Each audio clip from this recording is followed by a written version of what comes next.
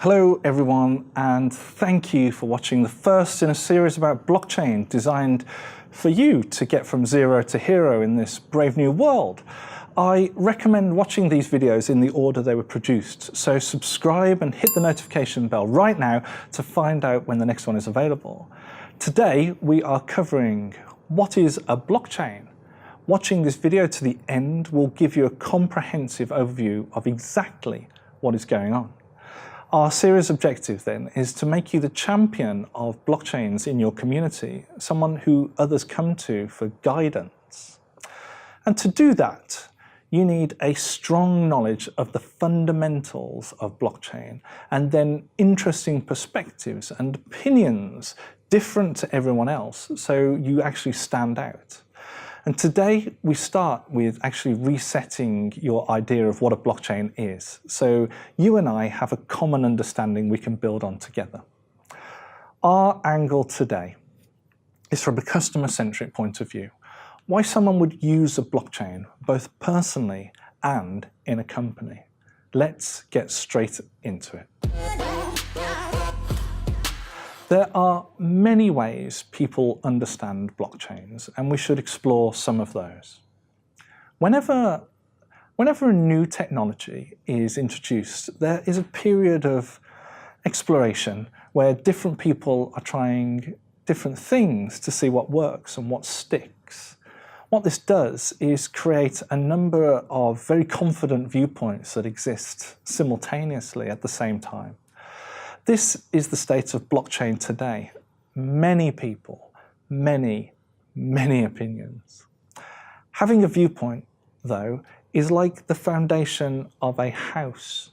You build on it as your knowledge grows, but viewpoints, like foundations, can both provide a basis for a strong house or limit future growth of that house. If my house's foundation is sand, then I can probably build a pretty decent wooden hut on the beach, but no more.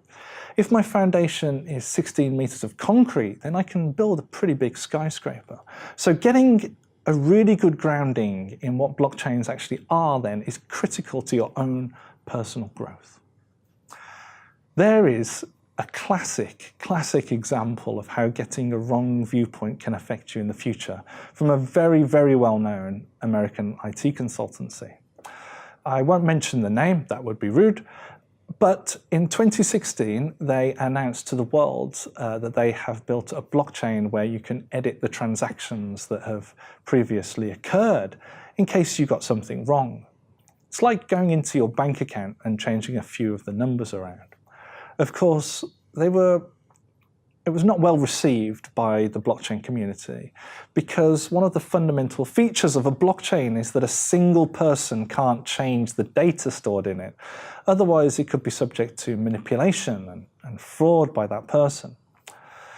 The reason they thought this was a good idea was that they were coming from the old financial institutions. Their viewpoints was that banking is something done by men behind desks in stiff collar shirts and pinstripe suits who are trusted by everybody.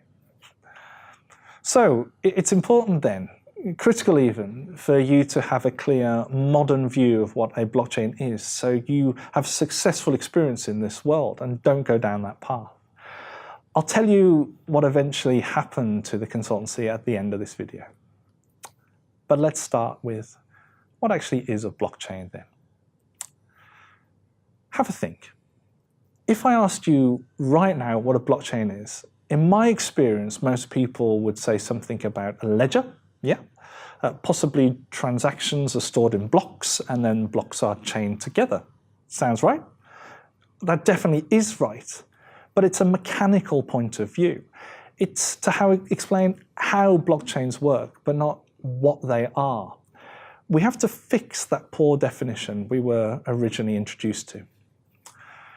From a capability point of view, what blockchains actually do, a blockchain is a place to deploy and interact with digital assets.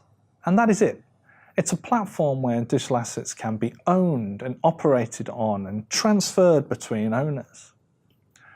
What you need to figure out then is, in order to understand what blockchains really are, then you need to know what digital assets are and what do we mean by actually interacting with them.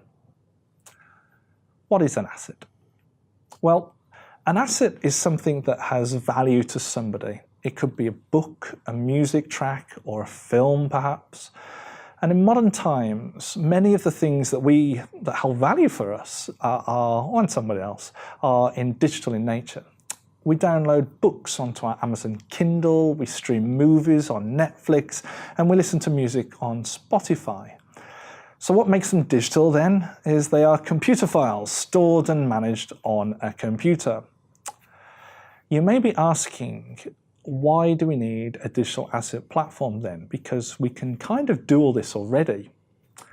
And why do we need a blockchain-based one in particular? And the answer to that is decentralization. If you think back 100 years ago, most common news was spread by newspapers. It was an efficient way to distribute information. But who chose what stories appeared in that newspaper and what was left out? What spin or bias did those stories have, and who chose that bias? What were the intentions of the people writing the news story? We see this even today in countries such as North Korea, China, and even Russia, where media is controlled by the government. Control of people through control of information. Then the internet came along. Anyone could publish any news they wanted at any time. We read a story on the BBC, then on a Russian website, and then from social media, from our friends and influencers. It's a vastly more balanced, and I would argue, therefore, more accurate view of the information and therefore the news. In other words, we were freed from the tyrannies of centralization of information and the control that that had on us. The blockchain promises to do the same thing. Remove those with the ability to control and manipulate. But for assets, no one person can choose how we use our assets or seize control of them. We are in control, and this is critical for our development. If you think economies are being manipulated, we now have decentralized currency in the form of Bitcoin that can free us from government or others' control. If you think the CEO of a company is using the company for personal gain instead of the benefit of stakeholders, then we have distributed autonomous organizations to remove the CEO's personal agenda.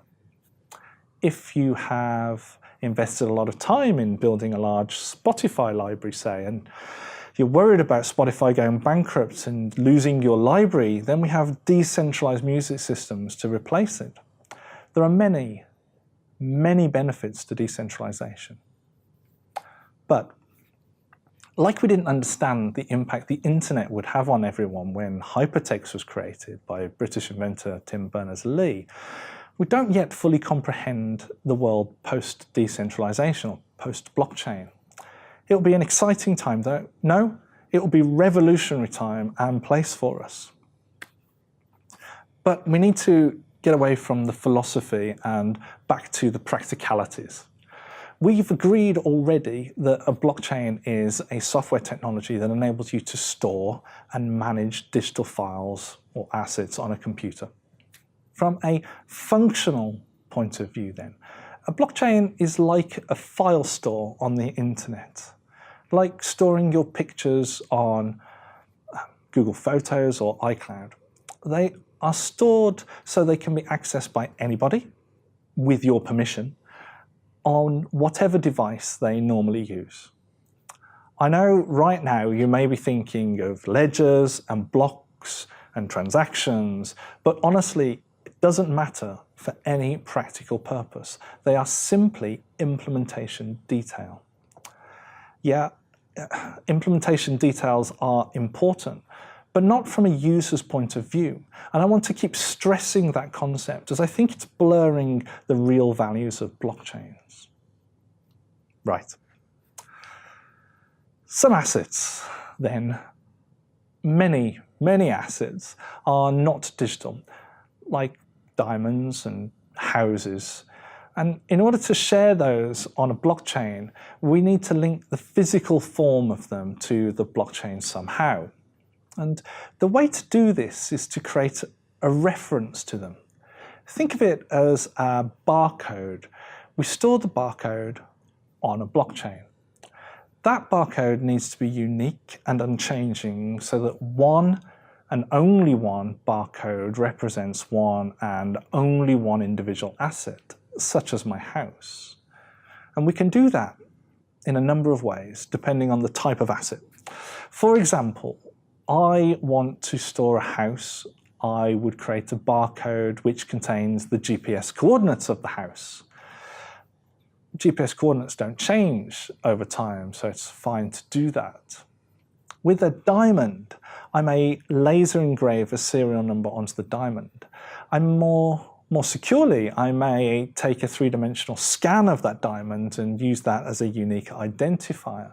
Then I upload that identifier to the blockchain, and whoever owns that identifier owns the real asset. Now, when I put my asset onto the blockchain or actually deploy the asset, I want to be able to interact with that asset and allow others to do so as well. What does that mean? I may want to transfer ownership, or I may want other people to see details about my asset. For example, if I sell my house, I may want to transfer the ownership of my house to the new buyer, in which case I can do that on a blockchain. I lose ownership and access to that house then. Or I may want to give somebody, or I may want someone to know where I live, in which case I allow them to read details about my assets, such as the address or GPS coordinates. I keep mentioning selling an asset, such as my house. But how do I sell my house on a blockchain? Surely that requires money. And it does. Blockchains often have a local currency that exists on the actual blockchain. If you are connected to that blockchain, then you can use that local currency. You can buy this local blockchain currency with fiat money, pounds and dollars, through an exchange, like buying foreign money for travel, like through Coinbase or something. And this is what Bitcoin is. It is a local currency on the blockchain of the same name, Bitcoin. So if my asset, my house, is on a blockchain and the same blockchain has a local currency, such as Bitcoin, then I can sell my house to someone for Bitcoin. We'll go more into blockchain cryptocurrencies in a later video. It's a great and interesting topic in itself. Sometimes, however, I may want to do something more sophisticated than just swapping my asset for money. Sometimes I want to allow people to interact with my asset, but limit what they can do based on a prior agreement that I've made with someone else. For example, I may want to sell my asset, such as my house, for a particular amount of money within a certain time limit, for say. Instead of hiring lawyers who write large documents which no one really understands, I can make these sorts of agreements in a programming language. I write some parameters that if Alice pays Bob 1 million euros within 30 days, then Bob transfers Alice his house. This kind of specialist agreement that is defined in a software programming language is called a smart contract. It is a contract like you and I would normally have, but we've defined it with a language that resembles mathematics more than English. Smart contracts, like assets, are also deployed on the blockchain so they can interact with assets, the currency, and the people who are connected to the same blockchain. To use a smart contract, both parties read the mathematics of the contract, and if they agree on the rules contained in that maths, then they can choose to use the same smart contract to perform a deal together. And the result is that the house and money swap owners. You yourself can write smart contracts pretty easily, or you can have other people write them for you. I should say at this point then that assets on a blockchain can't move from one blockchain to another yet. Therefore, if I want to use a smart contract to swap a house for money, then the smart contract, the house, and the currency needs to be on the same blockchain. We've covered a lot, so let's recap.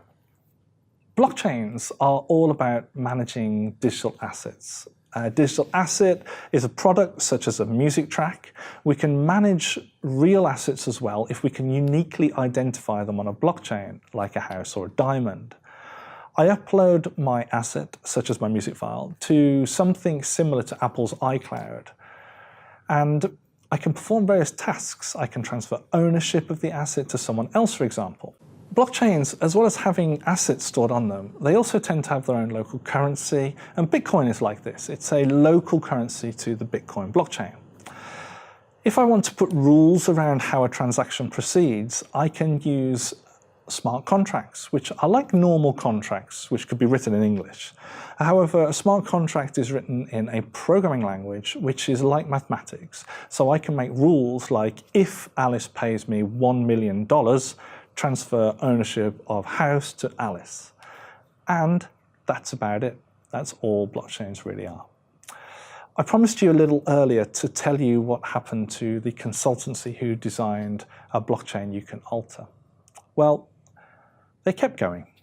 They kept pushing and pushing with their vision, and in September 2017, they were awarded a patent on their approach. Even with a year of community feedback, they couldn't shake their viewpoint. The lesson here is get it right, otherwise you may be stuck with poor understanding forever. I hope this video has been super useful to you. And my next video takes a further look at cryptocurrency and what people are doing with it and how you can actually get involved from either an investment point of view or from a use case point of view. To do that, subscribe right now so that you don't miss it. Hit the notification sign and the little bell, and that'll tell you exactly when I actually publish it. And I will see you next time. See you soon.